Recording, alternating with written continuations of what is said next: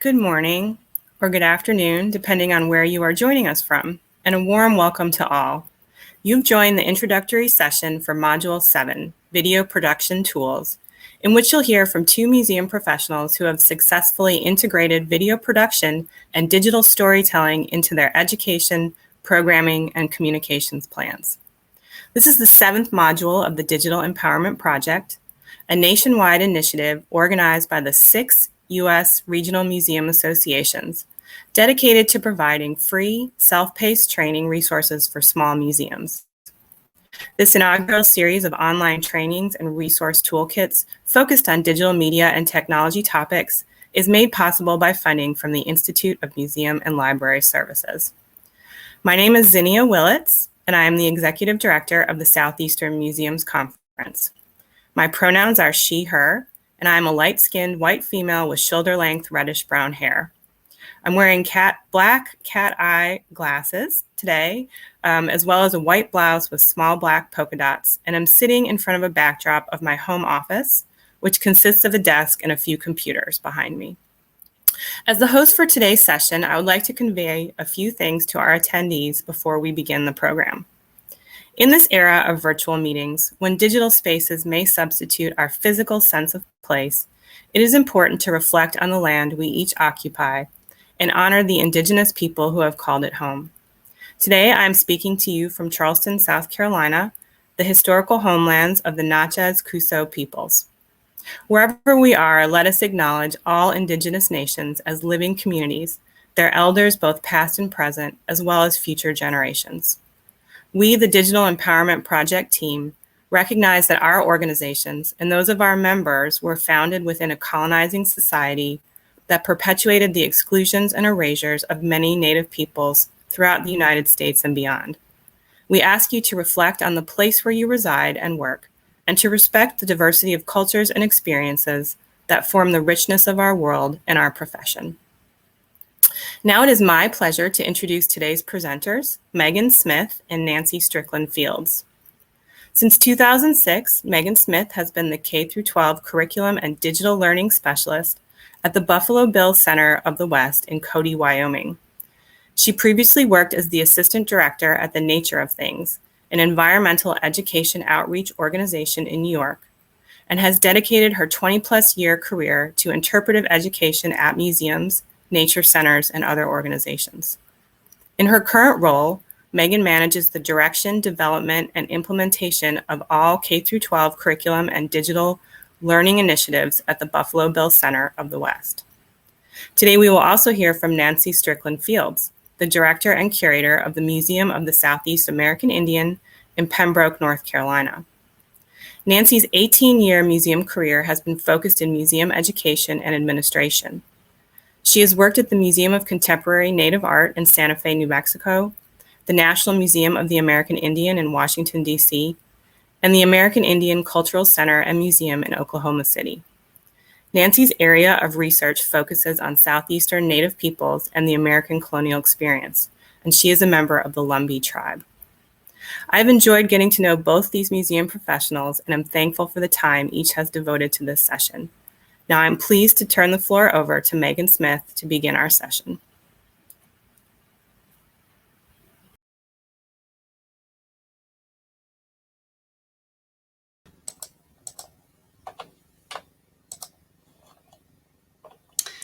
Hello, everyone. Thank you so much for joining us today. My name is Megan Smith, and I work at the Buffalo Bill Center of the West in Cody, Wyoming. We're in the northwest corner of Wyoming, just about an hour east of Yellowstone National Park, to give you an idea of where we are. Today, I'm going to share with you how we use live video to meet students around the world through our virtual field trip program. I'm going to walk you through a little bit about what these look like, why we do them, and how we've been able to do them as well. But first, I really want to thank the Museum Learning Hub and the Institute of Museum and Library Services for inviting me to do this today. It is truly an honor. So here is our museum, the Buffalo Bill Center of the West. It's a really big museum. It's 7 acres of exhibit space, and it actually has 5 museums under one roof. I live in a town, though, of 10,000 people. Wyoming itself has about 600,000 people. So we are in actually the least populated state in the US. And because of that, we've really had to look at some strategic ways of reaching out to our audiences beyond our brick and mortar. I'd like to pause, though, before I continue and acknowledge the peoples who have called this land home for thousands of years.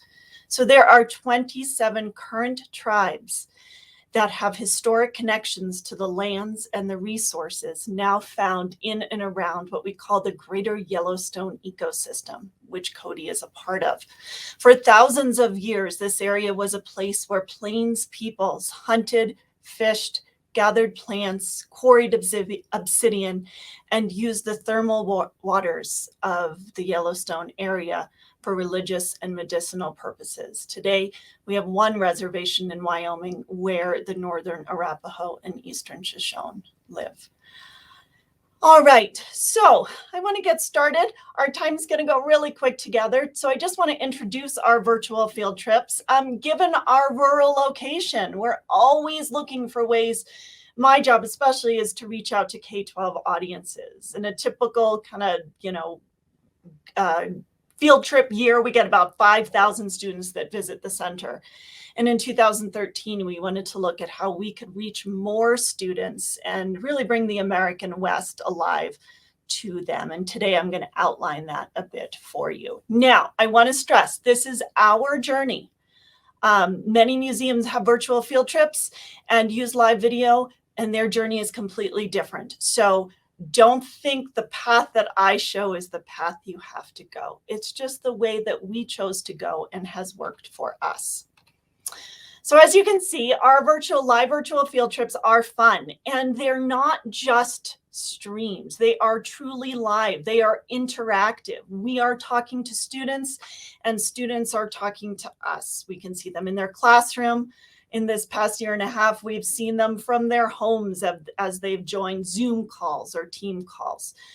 So this live is the essence of what we do. And as you can see also from these pictures, we have fun. It's not just the students and teachers who have fun. We're having fun as we are learning from students too, because it's not just about us. We are not the sage on the stage during these live video productions. We are interactive. We work really hard to put students at the center of their learning, so we're empowering their voice.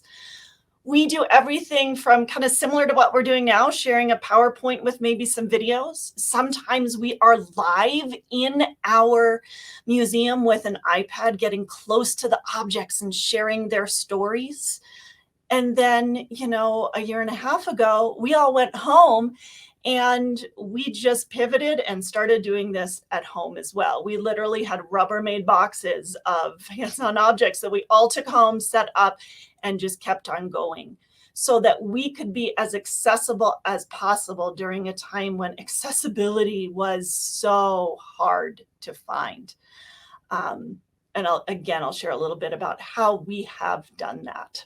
So what are these virtual field trips? What are these live video presentations? Well, they're all national standards based, meaning multiple content areas in benchmarks. And we work really hard so that it's not just, this is meeting social studies benchmarks. No, maybe we're putting some art in there as well, even some math and some science, because we are a huge place with art and science and history and culture in our museum. We're really able to do that well.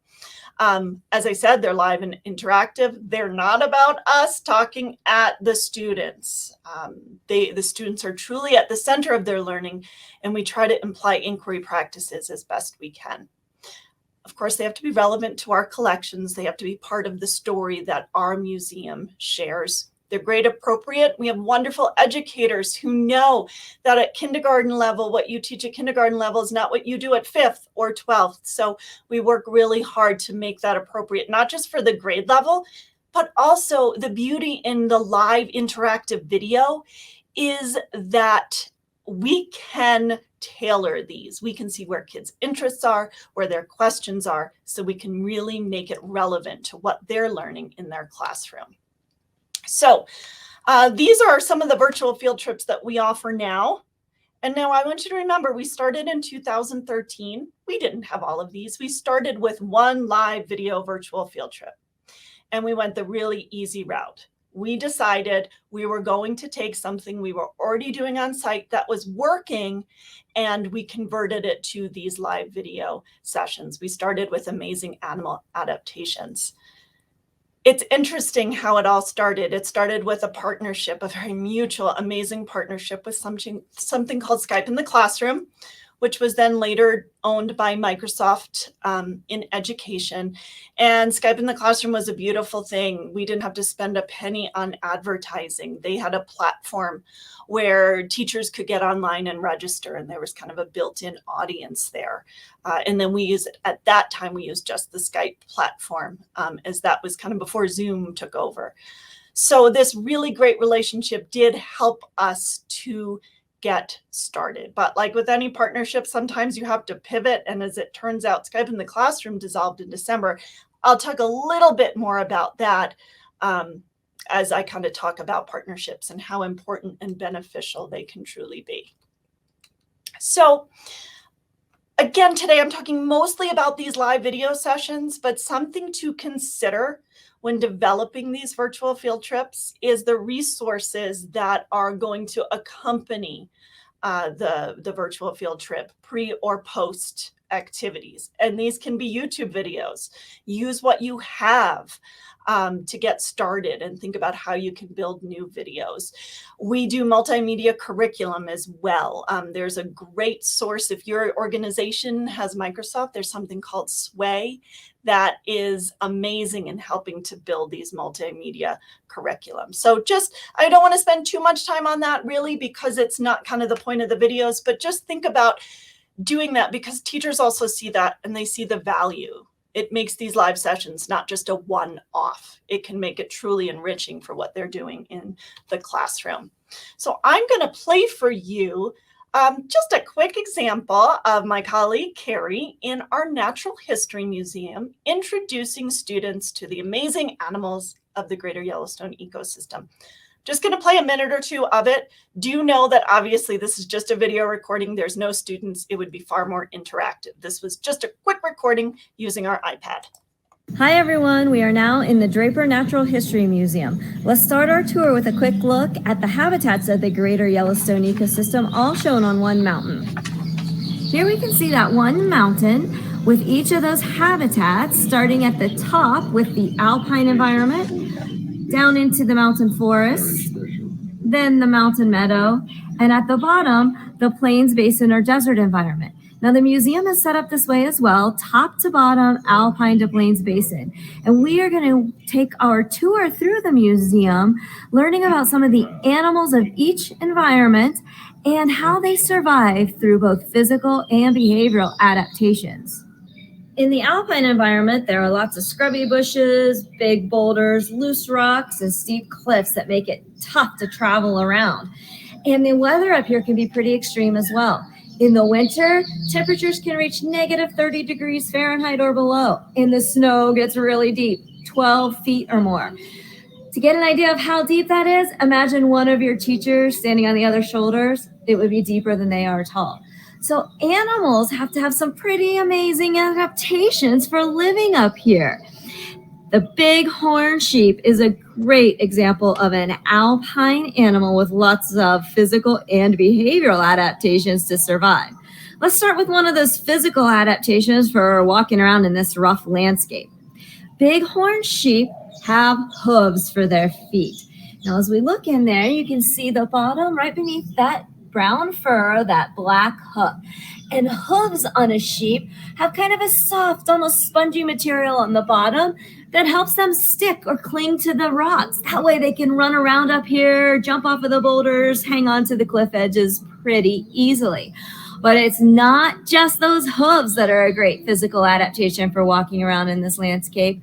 They actually have really great grippy toes. So let's take a look at the skeleton of a bighorn sheep and the toes that are beneath those hooves. Check out those toes, 2 long toes. And they can move those toes just like we move our 2 fingers. I want you guys to try that for me. Everyone, take your first 2 fingers and practice grabbing a hold of your shirt or a pencil. You can grip pretty well. Well, the sheep also can grip really well by moving those toes around and grabbing a hold of the cliff edge. Okay, I don't want to share too much more just because of time. And also, Hex their body here. Sorry, there we go. I don't want to give it all away in just one little quick video. So, especially before COVID, we were able to go into our museums and able to use our iPads to bring our museum and collections alive. When we went home, we went, okay, we can still do this. I know we can still do this. So I actually snuck into the museum one day. We were closed. No staff were here. I took my Ricoh Theta 5 360 camera, which cost about $300. They're actually pretty reasonable. And I took 360 photos of the exhibits in our Natural History Museum. So we were able to use those photos as part of the learning process in those live videos while we were at home. So that's just kind of the same idea. I don't have the 360 version up, but we'd be able to kind of zoom in and out of the bighorn sheep just like Carrie did. So, if you're like me, one of the hardest things to do in museums is to get good evaluations, right? It's hard to get people to fill them out and take time to reflect. We have the same problem with our virtual field trips, but, and this is a really big but, there are other ways to get informal evaluations. We use everything from emails. Teachers have a great experience. They shoot us an email, say, hey, this hit the standard we were looking for. Our kids went out to the bus and they're still talking about it. And we also get some great feedback from kids as well. So think creatively when you're looking for evaluations. And that's been particularly important to us as this program has grown and has been funded through the years. So typically what we do is our live video virtual field trips are in one classroom or maybe an assembly. Through our partnerships, first with Skype in the Classroom, and now we are a content partner with Flipgrid. We've done live events, kind of similar to this, where it's not quite as interactive, but we're able to reach more and more students and teachers this way. So we usually do about one of these a year. And just like we'll do at the end, we have somebody that facilitates questions. So that's kind of another beauty of working with partners, is they have such a built-in audience that they help to kind of market what we're doing. All right, so why live virtual field trips? Well, our center strategic plan for the last 10 years or so has really stressed that we think outside our walls. And that is how we kind of came up with this baby of doing virtual field trips, especially, as I said, our rural location. It was an opportunity to empower student voice. It was an opportunity to expand our audience. And it was also an opportunity to challenge us to think about that, asynchronous versus synchronous video. And asynchronous has always been, you can do things at different times, whereas synchronous you don't. So the big thing for us was that we always wanted to be interactive with students. Our board members would ask us, why don't you just put this on YouTube and anybody can watch it? It kind of defeated the purpose for us of what we were trying to accomplish with students. So how did we get started? We had to be willing to take a risk. At first, we invested no money in it. And again, I'll talk about that in a bit. We had the support of our senior management and our board of our trustees pretty quickly. We used, when we started, our existing staff, space, and technology. Okay. We kind of did like a brain dump. Okay, what do we have in the museum that we can use? And that's how we started. We also, as I said, partnered with Skype in the Classroom. We had to be willing to embrace failures to find success, right? I believe in that so much. In order to be successful, you have to fail. So when things didn't work, we tried something again. And we also wanted to use what we already know and do. There was no point in reinventing the wheel for these programs. Flexibility was huge when it came to all of the hows that we were doing, okay? We were always having to pivot, and we're used to that in the museum world. So as a brainstorming team, and I would challenge you to do this too, as we were developing these video experiences, we asked questions like, will we be delivering the virtual field trip within a gallery or in a dedicated quiet space? What works well on existing program that we can adapt? What are the important concepts we want to cover? Virtual field trips via video are always shorter than guided. You know, the attention span is going to be different. What standards and objectives do we need to meet? And what resources do we need to gather? Especially if not using just an iPad walking through the gallery. And I'll talk a little bit about, I'm just keeping an eye on time, I will talk a little bit about what technology really works well. Real quickly, each of our kind of video experiences has a very flexible script. In no way is this a script that our educators memorize when delivering these. I just want to set our educators up for success so they have everything in front of them that they might need. Just as we're empowering student voice, we want to empower our educators as well to make their experience with the students unique. So what resources have we used? In the beginning, we went to our IT department and other staff members and said, hey, what do we have that we can use?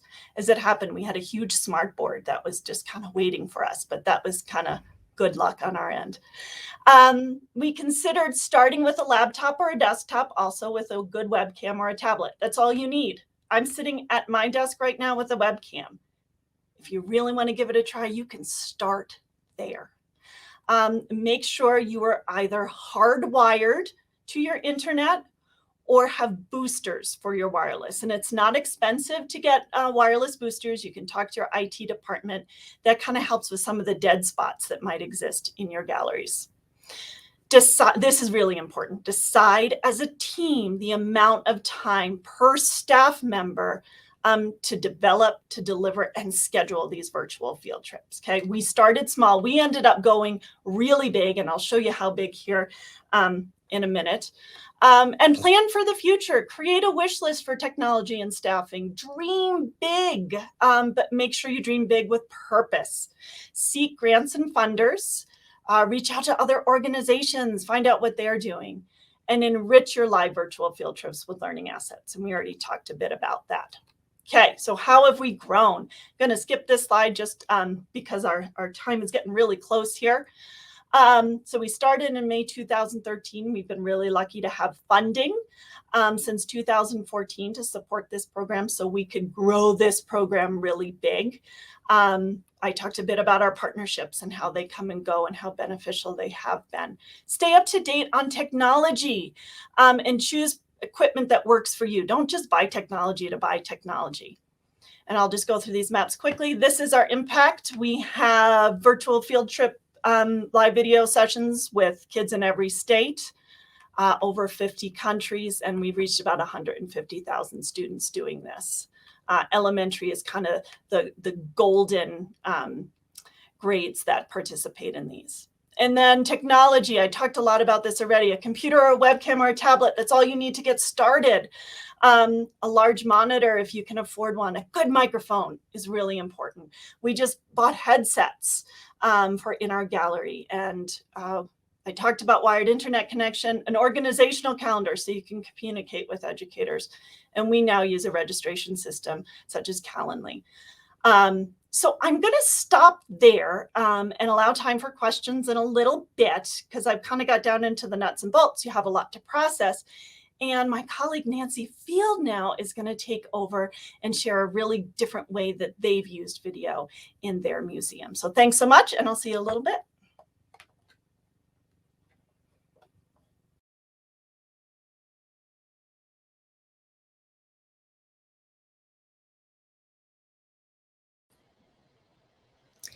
Thank you so much. You guys are doing amazing things, and that is super impressive. My presentation is a little bit more on a a limited budget. So I'm excited to talk about that, but we really expanded our audience and connected with folks that in a very unique way that was really important. Again, my name is Nancy Strickland Fields. I'm the director of the Museum of the Southeast American Indian in Pembroke, North Carolina. We are on the campus of the University of North Carolina at Pembroke. We're located in the southeastern part of North Carolina. We are situated in the ancestral land of Lumbee people. The Lumbee tribe is actually headquartered in the town, in Pembroke, the town itself. So we're very fortunate to not only our scope of the museum is to tell the story of Southeastern Native peoples, but our stone's throw in the pond is Lumbee. And so we are privileged to have Lumbee right here next door to us. What I want to talk today is about privileging American Indian stories and experiences, which uplift the mission of the museum.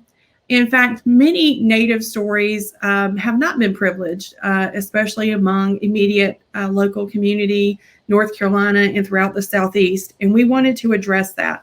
And we wanted to create videos that were accessible for our Native community in a way that was authentic and it was interactive and it included them. And social media platforms allowed us to do that and kind of break through some of the budget issues, the accessibility issues, and also the resource limitations that we were facing. And we were able to do that beautifully through very limited tools and utilizing social media. And that allowed us, as Megan mentioned, to go beyond museum walls. Among American Indian community and even among rural communities, it's not a common practice for people to visit museums. And so sometimes we have a challenge or have to be really creative or savvy to bring people in the museum. But we wanted to create something that engaged folks outside of the museum and then hopefully would bring them in and we could share some of our exhibits and other programs. So we focused on, I want to talk today about 4 main features, and one of which is actually fixed in the museum. We came up with an exhibition called Mom Pa's Front Porch, and that seemed very authentic for us as Southerners. The front porch in the South is a place where people gather around, we sit and we talk and we share stories. It is a traditional space and also a shared traditional space among American Indian communities. What we did, and I'm sorry I don't have photos to share with you all, but maybe I can get those out to you through this platform or through an email, is we built a facade of a front porch, a real simple kind of quintessential Southern front porch. And we were fortunate, we had the theater department here help us with this project, and students got to pitch in. And we created a front door and we put in a vertical monitor that we could plug in a flash drive and record community stories or kind of in-museum interview videos from the front porch that we would then download to the flash drive and plug into this monitor. And then it would play on a loop. And the idea is to get people excited about their own stories. And as this video is playing in the museum on this front porch, then people could say, oh my gosh, I have a similar story. Our family did that. Or I have another version of this story and I want to share. We use a tablet, an iPad. We got a microphone and a ring light. And our front desk staff is trained. And there's instructions for the visitor to come over, get that front desk person and have them help record a video. They are about, we ask people not to go beyond 20 minutes, and then we edit those down to about 3 or 4 minutes. And then it becomes part of a loop, and we have them sign a waiver and permission to use and all that stuff right on the spot. So with limited resources, I think all invested, it was a little over $1,000. It has become an incredible opportunity for us to gather stories. So I want to share, if I can, a quick clip. Now, I will say, I'm going to start with probably the most polished one, and that's of our chancellor and his wife talking about growing up in Pembroke. He actually is Lumbee, so we thought that was a good start. So we'll play this video to share the content with you.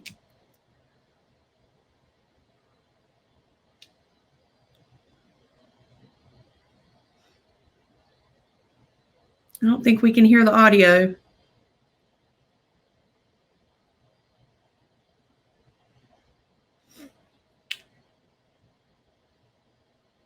And this is how we tested this, and it was great. But you know, Murphy's Law, right?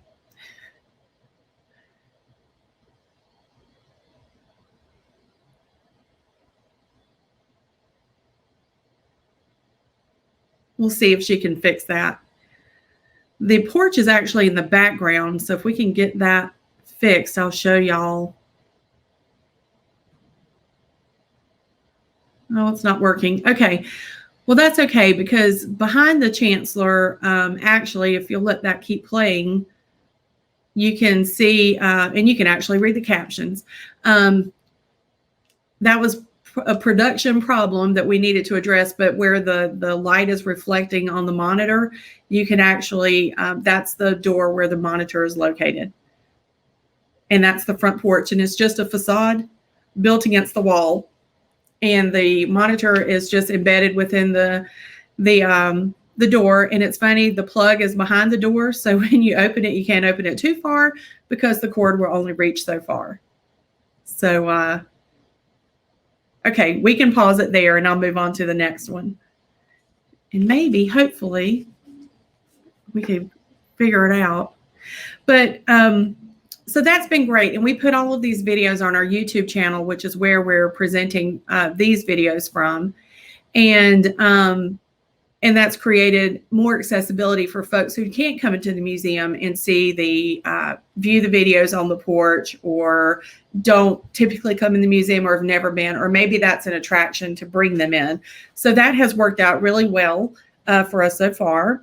The next video feature that we did, focused on storytelling especially, is we, like most museums, shut down during the pandemic, and we felt it was really important to stay connected with our audiences, and especially our Native communities.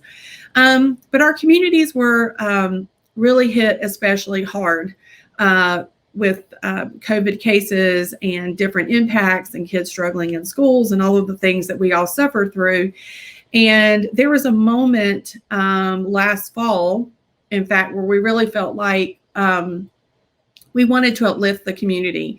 And I was reminded of the way back, I think it was the 80s or 90s, the series Chicken Soup for the Soul.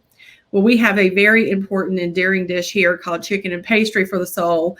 So we did a little spin on that and created, I think it was a 7-part video series of traditional practices and kind of feel-good moments. Of course, cooking is central to that, for people to watch and just kind of remind us of good times and who and where we come from.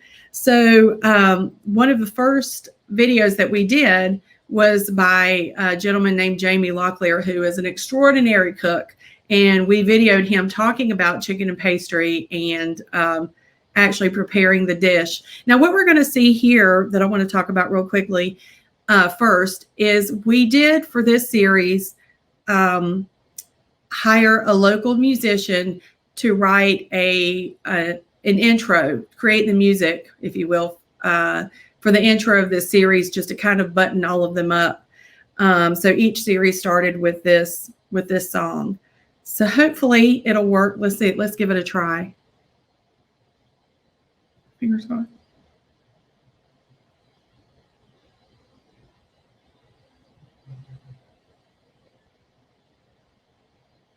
No music? Okay. We can go to our website and check it out.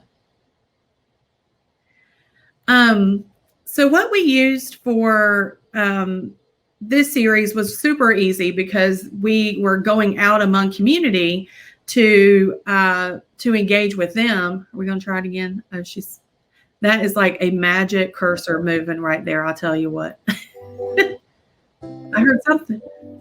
There we go.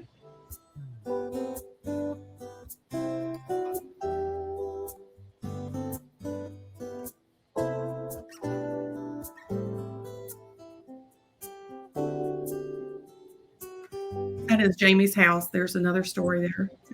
It's gorgeous. Hi, I'm Jamie Locklear. Okay, we can end it right there. So we wanted the music, when we talked to the musician, we wanted it to be uplifting, soft, and just kind of set a tone of just kind of relaxed and feel good. What we used for this project, because again, we're on a very limited budget, we bought a ring light. We got a tripod for an iPhone or an iPad. And we got a really good wireless mic that would both fit the phone and the iPad. And that was all the equipment that we had at the time.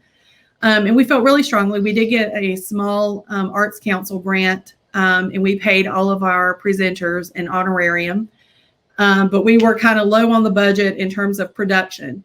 Jamie's video, when we aired it first, we posted all of these on Facebook, took off like crazy. And I think to date, there's over 100,000 views of him making chicken and pastry, which is amazing.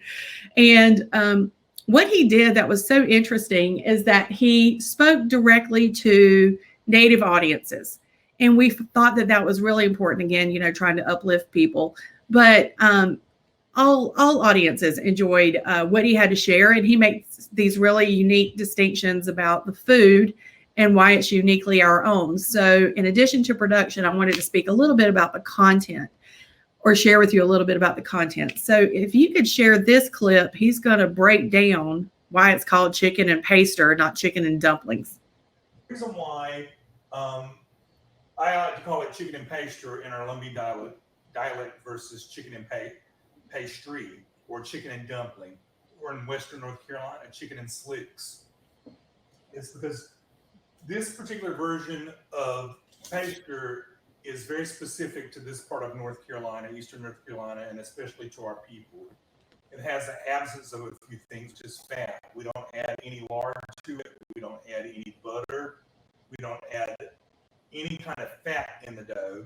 And the other thing that's very important is, because we're Native American and we tend to be lactose intolerant, we don't add any milk, because typically culturally we don't use milk only in baking desserts and cakes and stuff. We just don't drink milk a lot, just for the sake of drinking milk after we're weaned from being babies. So I think that those two things are specific things that take this out of the realm of Southern food and making this be a Southern dish, which you would typically call it chicken and pastry or chicken and dumplings, like you would get at any of the restaurants that serve it, or if you went anywhere basically over the entire South, you're going to find a version of it.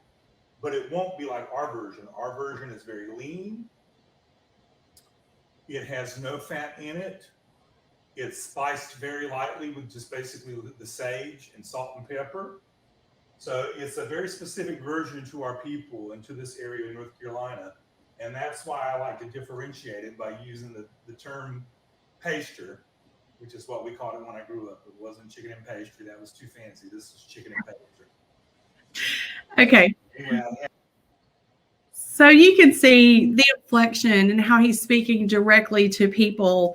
And we think that that really lent itself to the success of this series. Most of these videos, Jamie's by far got the most views, well over 100,000. And, you know, we got all kinds of emails and comments on Facebook and then on YouTube about how great it was, or shared culture. And we found that it really was sort of a bridge between our audiences, right? It was this kind of ability to connect with one another, even when we were all locked down in our homes and weren't able to be among one another. And it was very meaningful, and it did uplift a lot of spirits, which was the goal of that program. We've been asked quite a few times about repeating it. So hopefully we can afford a little more, a better camera and lighting equipment and that kind of thing. But just for myself and our front end, our visitor services person, to go out with that simple equipment, it performed really well, and it did great for us. Along with kind of coming out of the pandemic and into, or that phase of the pandemic and into the spring, and I keep talking about that because that really was a time that pushed us into video production. How could we engage with audiences? It was an arena that we needed to step into more soundly prior to that anyways, and this just kind of thrust us into the middle of it and forced us to figure out what can we do with not a lot of money. So we took that same equipment And then we kind of dipped our toe. This was, again, back in, I think, March, into the TikTok arena, not knowing really what to expect, but we wanted to engage with, and some of the analytics from Facebook told us who our age group was. So at the time we were like, we really want to connect with younger audience as well. We've done great with Chicken and Pastry for the Soul. TikTok, we hope, would do that for us. So we ended up taking that same equipment and we hired an influencer, and processing that paperwork through our accounting department was interesting, but we got it done, and now it's totally a thing. We kind of paved the way. But we paid an influencer who is Lumbee, and we followed several people's social media to see who was getting the most likes, what was their presence, was it positive, how were they regarded among the community. And we ended up hiring a young lady named Danielle, and we paid her $1,000 for 6 videos. In these videos, I tried to go back and look. I think the one you're going to watch first has close to 300,000 views. It has 46,000 likes. And then TikTok also gives you the analytics of who's, how it's making it on their page and all of this stuff. But I thought we might get 20 or 30 views. I had no idea it would go that far. So if we can watch our TikTok video. Who are the Lumbee people? So at 65,000 members strong, we are the 9th largest tribe in the nation. We're the largest tribe east of the Mississippi River, and we primarily reside in Robinson, Scotland, Hoke, and Cumberland County in North Carolina. Here today, I'm at the beautiful Lumber River near Harper's Ferry Baptist Church. You might catch us around here eating us a good old collard sandwich, collard wrap, or drinking us a good old Pepsi with some peanuts in it. Or you might catch us here in Pembroke, North Carolina at Lumbee Homecoming. But perhaps most importantly, we are a people of the South. Melinda Maynor Lowry, who's a Lumbee historian, said it best. We are the original Southerners, and we were here before something called the South ever existed. Who are the Lumbee people? And I think for that video, what was interesting is that Danielle was holding the camera herself. And that was okay. And you could hear cars in the background, and that's okay too. We realized that we want to put our best foot forward and be as polished as we can.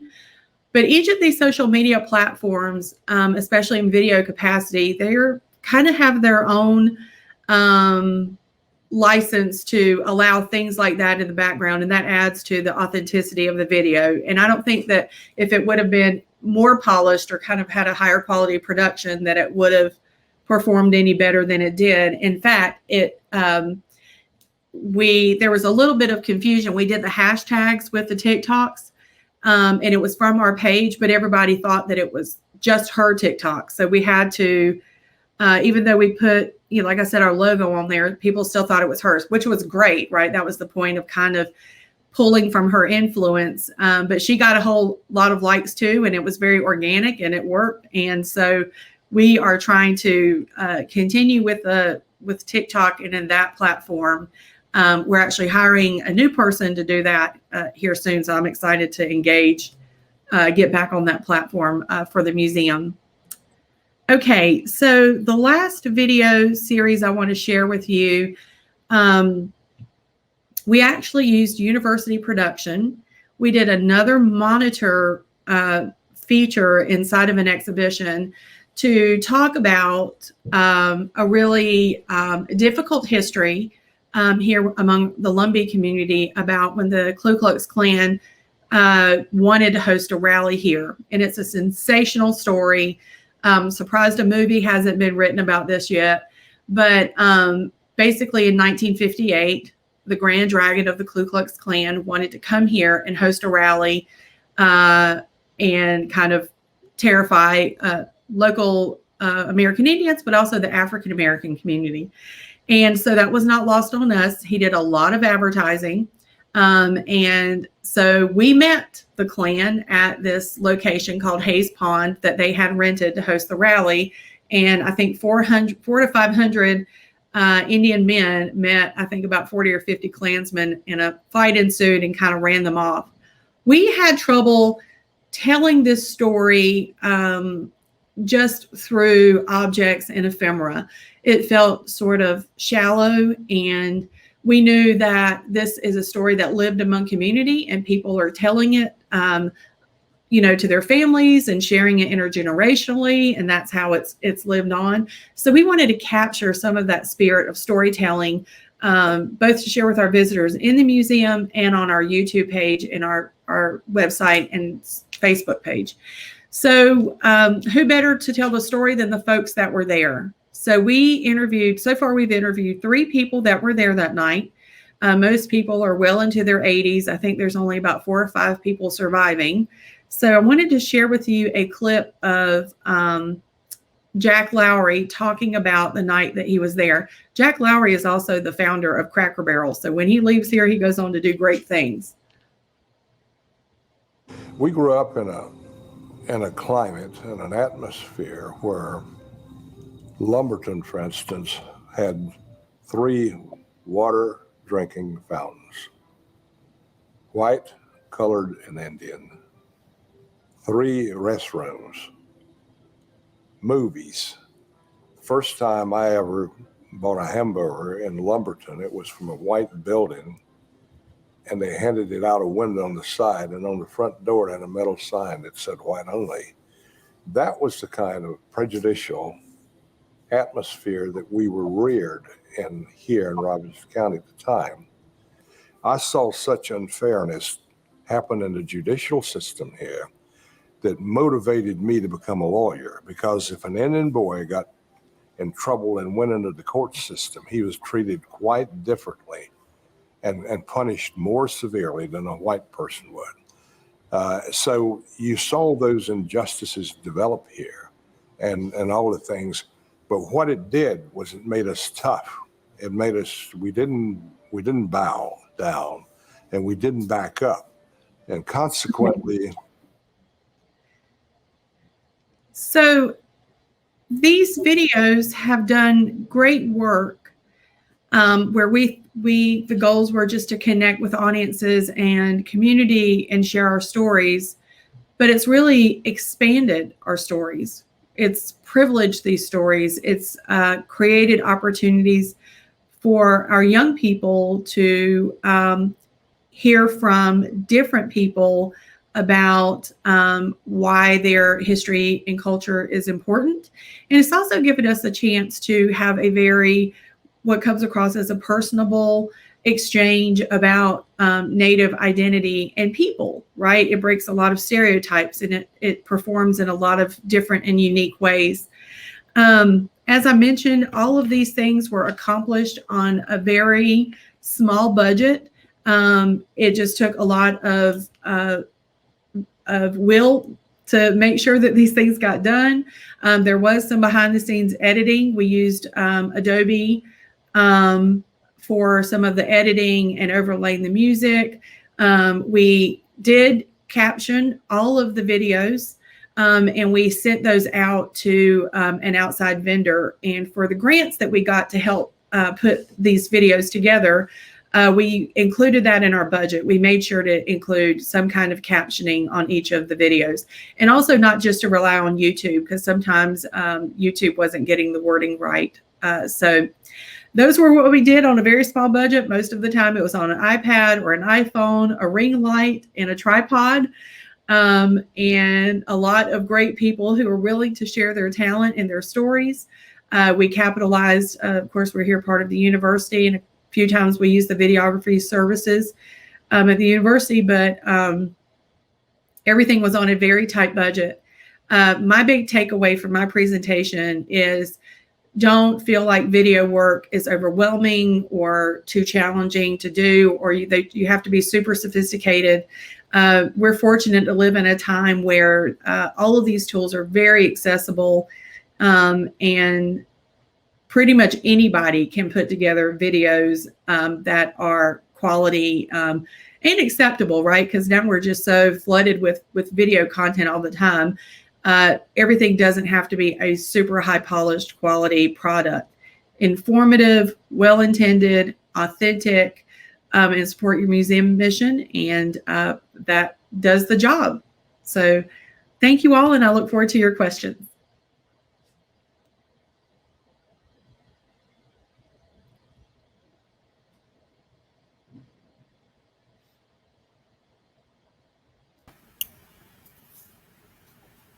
All right. Well, we're back, and I truly enjoyed listening to all of that from both of you, because in a way, Nancy, what you just said about using video to connect people to a topic, I mean, that's what this introduction session is for this digital empowerment project, a way for attendees to see real museum people who are, connecting to whatever this topic is with video production tools. So it's really amazing. We've got just a few minutes for questions. We have had some that came in.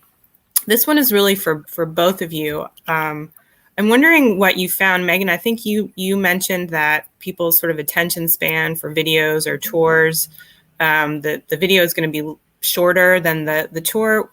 Have each of you found sort of a sweet spot with length of video, or what do you think about that? For our live ones, for our live virtual field trips, it's about 30 to 45 minutes. You get anything past that, and the kids are getting tired, the teachers are getting tired. But I mean, sometimes there's kids that have so many great questions. We stay live. Some of our just kind of regularly produced videos, we try and do like that 3 to 5 minute mark. That's just what we've kind of strive for with our video interpretive videos. Okay.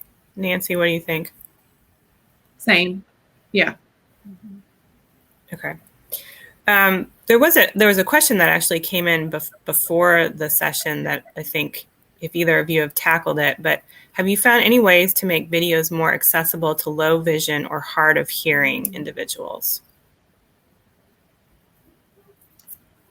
We haven't, since we just are kind of mainly using social media platforms. But what I'm hoping, and not a cop-out, but just how we have limited resources, is we've looked at YouTube, for instance. How does that address those needs? Or TikTok, Facebook. Some of them have built-in features for users that that's how they're receiving their content anyways. And we've also found that now UNCP, we do have to meet certain criteria. So anytime we put anything on our website, those needs are met. But if we try to integrate the two, sometimes they don't perform or function the way that they're supposed to. For instance, Facebook might not take a video that has enhanced audio as it was intended, coming from another kind of program that lives on our website. Facebook's going to override their features that they have over what's in that program. Interesting. So much to learn. Megan, what do you think about that? Well, our curator of our art museum has really tried with everything new that she does to really think about accessibility. We have an audio walking tour that people can take, in the museum, but she's recently converted that to YouTube, and the description in the audio tour is so good that you don't need to be seeing anything on the YouTube screen, because she explains the art so beautifully. So I'd say in our institution, she's taken the lead on experimenting too. It's hard to get it right. That's just great advice, that it's all sort of evolving. And the great news is that, museums of all sizes are doing this. And so there's lots of examples to be able to go to a YouTube site and see how it's working. So unfortunately, we are at time. Y'all did a beautiful job keeping time, and I think that we could keep going with questions. But it's my job. I got to wrap us up. But I really want to thank both of you for sharing your experiences with video production. And as I said, it's one of my favorite parts of this entire project, is being able to get to know and know better. And Nancy and I work together sometimes. Anyway, to see what people are doing across our country with all of these different tech topics. So thank you all. So now I'm just going to close this out with a few final reminders. If you enjoyed this program, then please do us a favor and share it with your networks. We really appreciate the participation of our attendees and hope to see you in the chat and on future programs. So stay tuned to museum-hub.org for more information about all of our upcoming events.